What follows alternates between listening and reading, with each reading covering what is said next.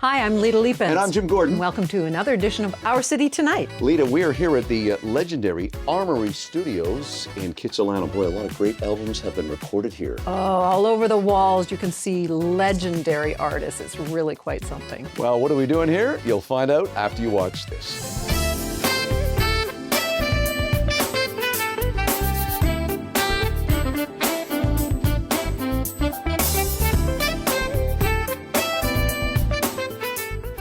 This segment is brought to you by the Vancouver International Jazz Festival, kicking off summer in the city for 40 years. Well, we're back here at Armory Studios, and Jim, why are we here? Well, now we can reveal what we're doing here. Over the next couple months, we're going to do a series of segments that are spotlighting the upcoming Vancouver International Jazz Festival, which takes place June 20th to July 1st. Lita, this is always the kickoff to the summer officially for me when the Jazz Festival is in town. It is, and it's their 40th annual. That's great. More information at coastaljazz.ca. But let's get to the first segment in this series of segments on Our City Tonight. It is with a great singer-songwriter.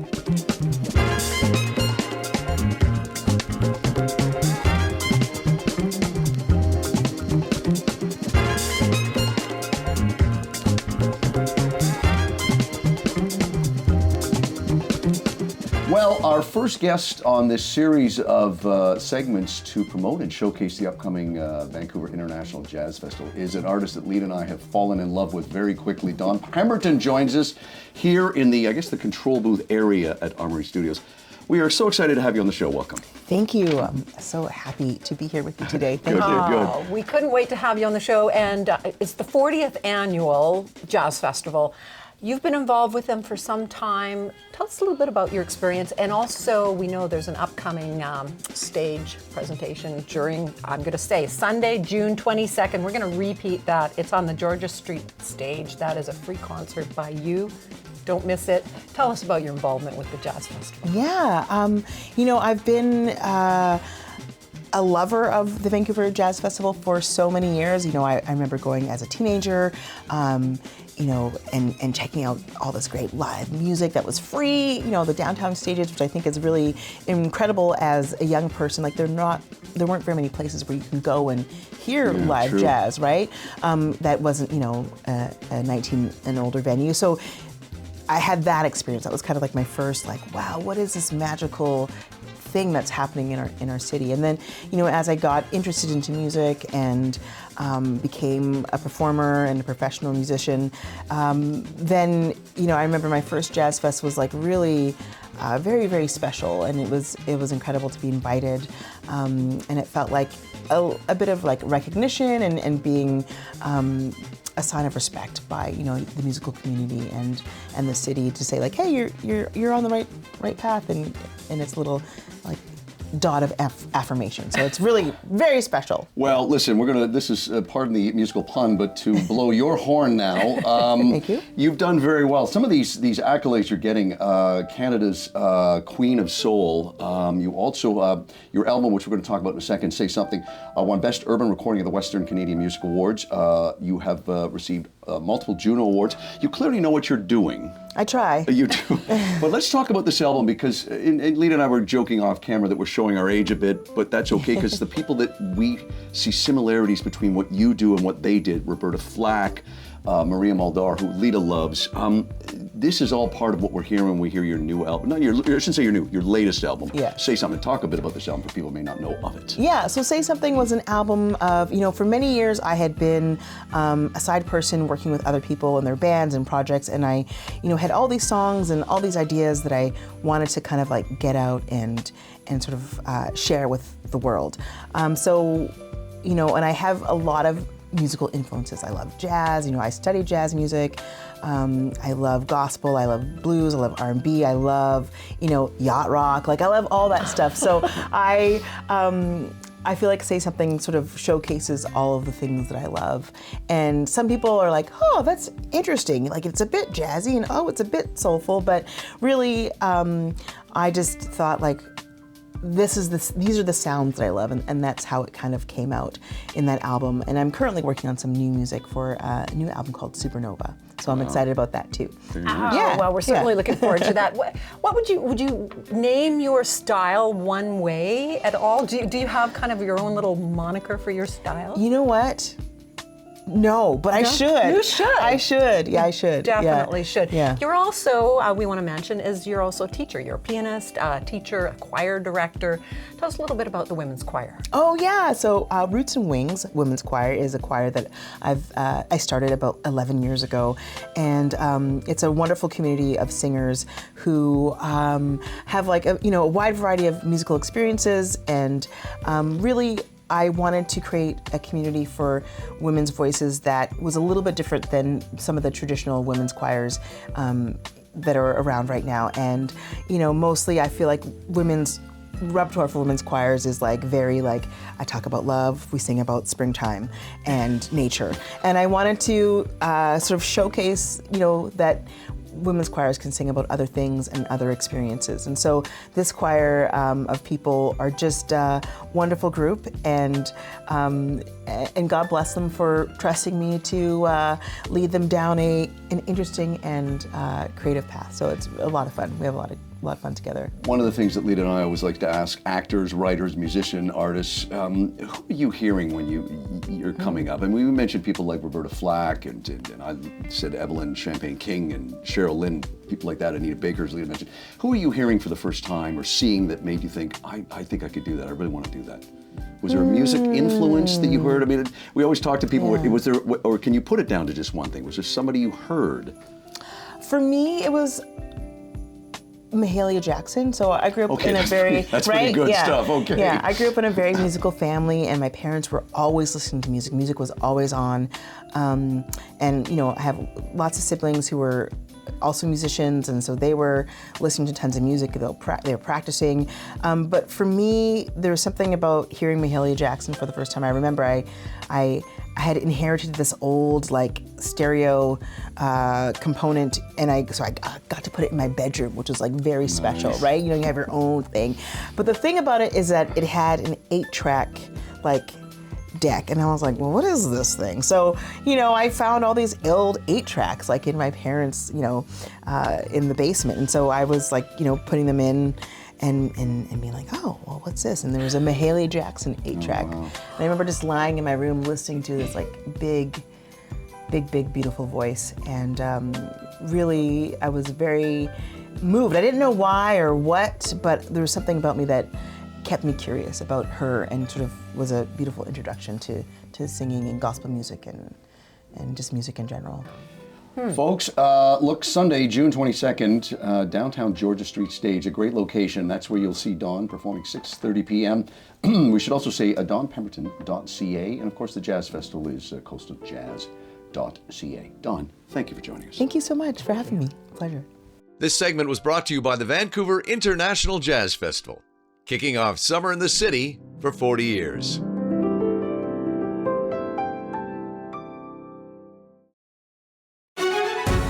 This segment is sponsored by the Richmond Sentinel, providing news, entertainment, and human interest stories in print and online.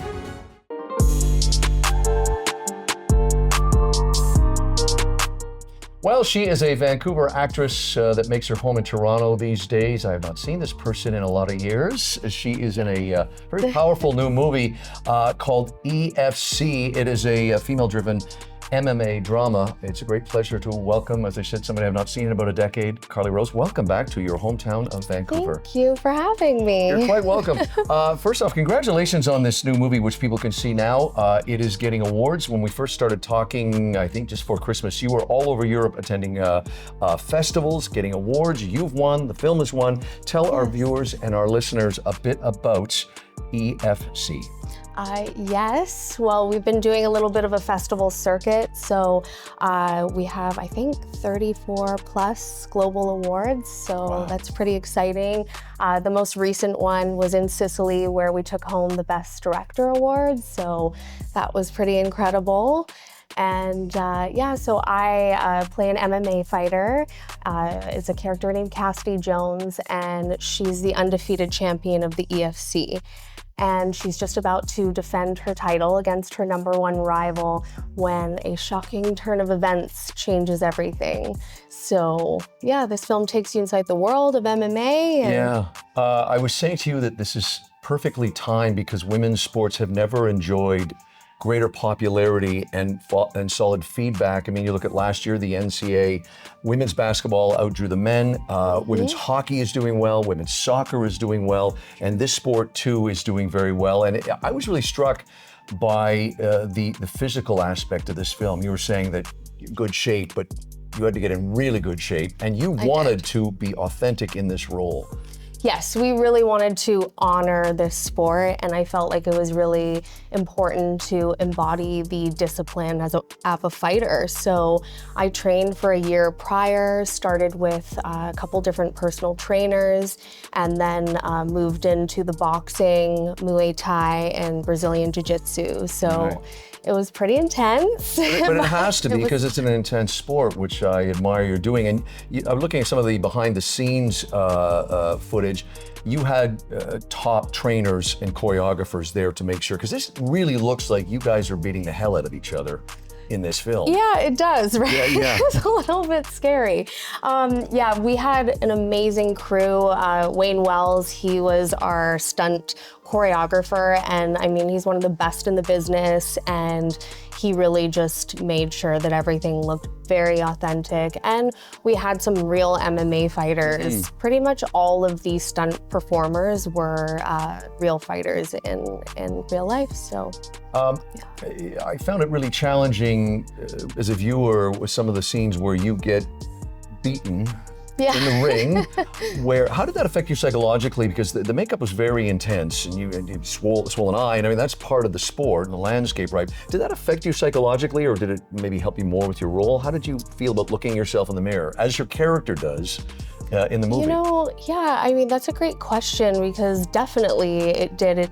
I think it gave me a deeper understanding of, you know, the toll that this sport takes on people, which it's an incredible sport. It's brutal, but you have to not only have the physicality, but you have to be super smart too. It's like 3D chess. Yeah. So, you know, having those prosthetics put on and getting super bloody, it did add another layer to my performance and just gave me a little insight into what it must be to go through that, which is wild to me. I can't imagine having my face beat in like that. It would be terrible. Hey, we should mention a couple other things. You have a movie that I haven't seen yet. You couldn't give it to me, but I watched the trailer and I said it seemed very Hitchcockian, specifically the movie Vertigo. It's a movie called Let Go. Yes. Can you give our viewers a little sense of when that will be out? Yes, so towards the end of this year, it's coming out. It's a psychological thriller, and it takes place in 12 different countries across Europe. So it's a really fun, mind-bending road trip film. Yeah, the trailer has me hooked. I can't wait to see it. And hey, we should mention, where can people see EFC? Yes, so you can watch it on Apple TV and Tubi. And for more information, you can also go on our Instagram. It's EFC Movie, at EFC Movie. We should also mention carlyrose.com, which you're going to have up soon, but where can people follow you on Instagram? Yes, and then I'm at Carly Ryan Rose. Hey, it's a great pleasure to have you on here. As I said, I haven't seen you in a long time. We've got a mutual friend over there off camera that came in with you, Christina. Good to see you. And listen, Carly Rose, continued success. I can't wait to have you back on the show again.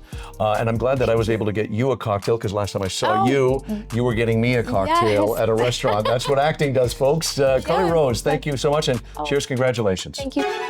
This segment was sponsored by the Richmond Sentinel, providing news, entertainment, and human interest stories in print and online. She is a professional photographer with corporate clients such as Forbes, People Magazine, Sappho Cosmetics, Canadian Living, Royal Bank, and Morgan Stanley, for example. We want to welcome back to our city tonight, Jessica Venturi.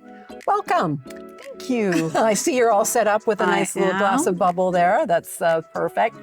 Now, we have been friends for a long time. I'm going to give the little reveal. We met in acting class many, many years ago, but I have since been one of your clients. Jim and I have our headshots done by you for many years now, so those beautiful photos that we get to use for our website and all that is done by this beautiful lady. Thank you. Oh, you're so welcome. Now let's just jump into your great career. You have been a photographer for 17? About 17 years now. Wow. Okay, that's beautiful. And your creativity actually knows no bounds. You have gone into all the different areas of photography. I know that fashion was your favorite. Yes, that's a passion. Yeah, and we're going to show some of your fashion photos here as we talk. What led you to fashion? Well, I was a makeup artist for many years, and I basically just segued into another career through that. Now, you were a model as well when you were gosh. younger. I am saying that because I know we have photos to show. Yes. Beautiful, beautiful. Beautiful. And so I guess maybe that even moved you into that of becoming a makeup artist. Well, doing your own makeup probably. I did. It's true. Yeah, I know as a model, it's like sometimes you're like, oh God, I wish I could actually do that. So then you moved into all kinds of photography. We're going to talk a little bit about some of your favorite shoots, which we're going to show here as well. Tell us a little bit about that. Well, my most favorite shoot that I've done recently is also with another friend, Jen Robertson. We did a series of shots for a few magazines, and we had just a fantastic time. And it's always so much fun working with your friends. It is, and in fact, you are the one who introduced us to Jen, who we had on the show, as we're showing right here. What a fantastic person, and it must have been really fun to shoot her. It's always fun working with your friends. Yeah, and I know I've done some great shoots with you, which I've had so much fun. There's been some crazy times, but we're not going to show those. Now, Jess, I know you're an award-winning photographer, and you won in the arena of architectural photos. Yeah. So that has been something that you've delved into. In fact, you travel a lot. So I do. Tell us a little bit about the travels. Well, my husband and I, we both love traveling, so we do it at every opportunity. And we're so lucky because we have friends all over basically all over Europe that we go and visit, and then we tour around wherever we're going to visit our friends. Going back to your headshots, that's your bread and butter, of course. Yes. And I love the fact that we had talked about that you said you love photographing beautiful people, but you find the beauty in everyone, and with headshots, I know you need to make them look like themselves, but beautiful. Tell us the process. Everyone is beautiful. Yes, yeah. You just have to look and to find it. And it's super important that you feel comfortable and happy while we're shooting. Otherwise, I can't Photoshop the fear from your it's an art, I guess, but it's something that I love doing, and I love finding that in people. Well, you see it in your work too. I know one of the headshot shoots I went on, you took me through Gastown, and we found strange walls, and they just turned out so beautiful, but it did look like me. It still looked like me. Well, it has to. It needs to be you, but the best version of you. Oh, I like that. That is absolutely perfect. Thanks for joining us, and we're so glad that you are here in our beautiful city so we can take full advantage of all your photography talents. People can find out more information at JessicaVenturiPhotography.com. Perfect. All right. Well, thanks for joining us. Thank you for having me. Well, we're back here at Armory Studios, and we just wanted to take a break to remind you to check out our new updated website at ourcitytonighttv.com. No triple W there. Well done, you're Joe. learning. Okay. Now on our website, you can check out our podcast. Yeah, we have one of those now. It's interviews from the show and other things that we do. You can also check out some highlights of some of the entertainment people we've interviewed over the last decade as we start our 11th year this year. You can also check out some of the great restaurants we have spotlighted over the last decade. It's all there for you at ourcitytonightTV.com. And Lita, they can also contact us, info at ourcitytonightTV.com. That's enough. Let's get back to the show. This segment is brought to you by First TBC, building experiences that build character.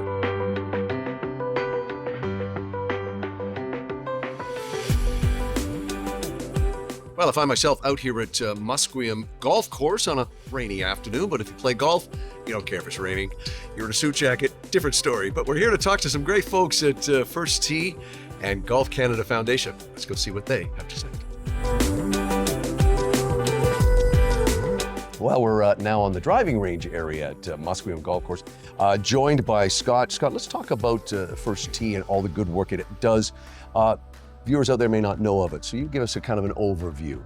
Yeah, so First Tee is Golf Canada's youth development program. It's designed to deliver life-enhancing skills to kids through the game of golf. So while we hope that kids are on the golf course being introduced to the sport and having fun, we want them to really get those skills like perseverance, teamwork, competitiveness, the drive, all those things that we kind of think that sport delivers to kids. But with the First Tee program, it's really front and center. It's not something we hope that the kids learn, it's something that we make a point to teach them. One of the things I'm grateful to my parents for is putting a golf club in my hand when I was about 4, and I've loved it ever since. Are there misperceptions out there for parents, kids, that you're trying to kind of dissolve, because it really is a great sport? Mm-hmm. Yeah, for the longest time, golf has been thought of as sport, for a specific group of people. Right. And the purpose of First Tee is to really introduce all kids to the sport of golf, so that golf, as a game, can really represent the diversity of Canada. So we really try to make it affordable and accessible wherever we can. And diversity, equity, and inclusion is really at the core of everything First Tee does. So when it comes to choosing golf courses, partners, the schools and community centers that we have the program in, we really look to those organizations and groups that have a history of working with underserved families, and how we can use their partnerships to hopefully get golf clubs in kids' hands that otherwise haven't had the opportunity or never even thought of golf as a game that was for them. That's a great thing you pointed out too, is that you can get financial assistance, or the products are being offered for free. Because I think, as I said, I may be biased because I think it's a great sport, but some parents may look and go, no, it's out of my price league, but it's not with what you guys do. No, it doesn't have to be. We're committed to delivering the First Tee program to anybody that has an interest in it, whether they can afford it or not. We also have a lot of other great partnerships with courses through the Youth on Course program and things like that allow kids to take the lessons they learned at First Tee and get out on the golf course and play super cheap rounds of golf, sometimes as low as $5 or even no cost at some of our courses. Excellent. So we really want to create that bridge so that kids can start at First Tee but continue to be a golfer for life at an affordable cost, at least through their junior years. Point to wrap that up with it, they can still play. Once they love the game, they can still play because it's not horribly out of reach affordability-wise. Yeah, we really want kids to be able to not have their journey end with First Tee, but for that to be their entryway into the sport, and then have a lot of opportunities, as they move on through the program.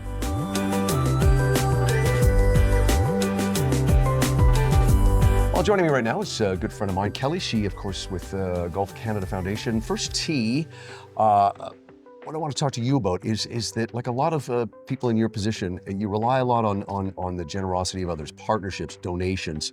Talk a little bit about that. So we have lots of ways for people to get involved, but the one thing I really want to talk about today is our wonderful first ever inaugural First Tee that's right. BC Cup that's happening at Predator Ridge on July 28th. And we're so excited. It's a scramble foursome format, and we're looking for corporate sponsors. We're looking for individuals who want to come just play the game. All sorts of opportunities to get involved. And is it families come up? Can parents play with kids, or is there an age? It's mostly adults that we're looking for in this tournament. Right. But we'd love to see the kids out in the course anyway, just to hang around and see what we're doing and that kind of thing. Kids are always welcome. Yeah, and because, as you told me many times, you're continually expanding, and tournaments like this raise money that goes to what? To our programming, our coaches, training more coaches, expanding programming, and very much the equipment as well. Yeah. And all the money that we raise in British Columbia stays in British Columbia. Cal, finally, where can people find out more information about First Tee? Yeah, please head to First Tee British Columbia Cup.ca. See the website right below us. Thanks, Cal. Yeah. Kumi, of course, we're here at the Musqueam Golf Course. They're a big, First Nation's a big part of what we're doing here. You're here every day, obviously interacting with the kids. Talk about your involvement, Musqueam's involvement in this great program. Well, we were the first, BC, or I guess first chapter of Golf Canada, First Tee BC. We were the first ones that we had our first coaching. We host the coaches every year as we train and it was vital for some of our young kids to come and actually play golf because they didn't get a chance before, and they all lived on the reserve before, right? So for them to come out here in their backyard and not feel comfortable around golf, but this broke the ice. We got them going. They're part of our rec, and they bring First Tee kids every year. Where can people find out more information on this wonderful course? Musqueam Golf and Learning Academy. We have a website. We are always advertising everywhere, and we're in Vancouver proper. So I see a lot of kids here today, which is always a good sign. Thanks, Kumi. yes, thank you. Well, it makes sense to wrap up this first segment of First Tee and Golf Canada Foundation by showing someone who has been a part of First Tee program. I'm joined by Costanza. She can hit the ball, folks. Oh, I was watching her on the driving range earlier.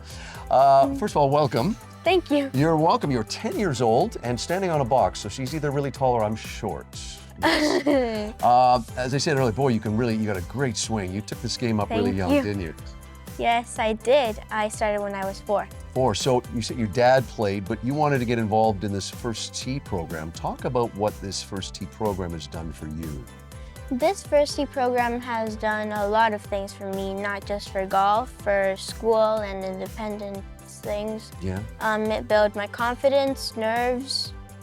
Yeah, it's done a lot of good things for me. I feel very comfortable in this program. That's great, because it's as I said, I'm biased because I've been playing since I was 4, like when you picked it up, but you want to play more tournaments now. You play a lot now, don't you? Yes, I do. Wow. What else are you doing with the First Tee program? Well, I practice a lot, and whenever I think of First Tee, I think it's a really great program, and it's a fun program to learn about and a lot of stuff. What would you tell parents out there who may be watching our show with their kids why their kids should join First Tee? Oh, parents, you have to join this program. Your kids have to join this program. It's amazing. It helps you build a lot of stuff, not just golf. You learn a lot of stuff: independence, integrity, kindness. Yeah, help, honesty. Yeah, a lot of things. It's a very good program to learn and to join. I really like it. Oh, parents, I couldn't say it any better myself. Thank you.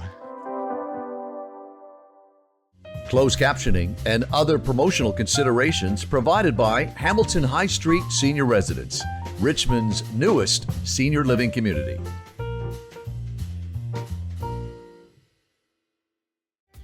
Well, we're back here at Armory Studios after watching and looking at all those amazing artists on the walls. Boy, I wish I was around to see those live. Oh boy, yeah, some great albums recorded here at Armory, located in Kitsilano, a great spot. Well, that does it for this episode. I'm Jim Gordon. I'm Lita Leapins. We'll see you on the next edition of Our City Tonight.